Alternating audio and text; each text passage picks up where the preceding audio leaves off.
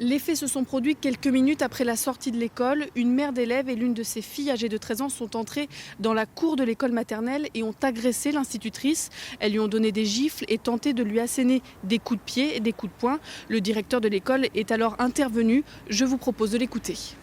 Je suis arrivé pendant l'agression, donc visiblement certains coups avaient déjà été donnés quand je suis arrivé, mais oui, c'est une agression violente, aussi bien sur ma collègue que sur l'équipe enseignante, que sur l'institution en général. Je suis scandalisé, outré, il n'y a pas de... Moi, je l'ai dit à mon inspecteur, ce sont des gestes inqualifiables au sein d'une école, inqualifiables et inacceptables.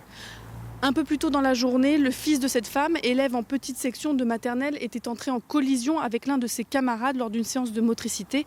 Sa pommette a été touchée, l'enseignante lui a appliqué de la glace et les parents ont été prévenus. Mais c'est cette légère blessure qui aurait causé la colère de sa mère. Après l'agression, les gendarmes et le SAMU sont intervenus et l'enseignante choquée a été examinée par un médecin.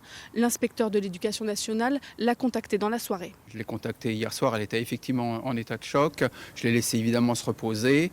Elle a donc une ITT de 8 jours, mais évidemment on imagine bien que le temps de récupération psychologique sera bien plus long que ça, c'est évident. L'enseignante a porté plainte ce mardi matin. C'est la première fois que de tels faits se produisent dans cette école.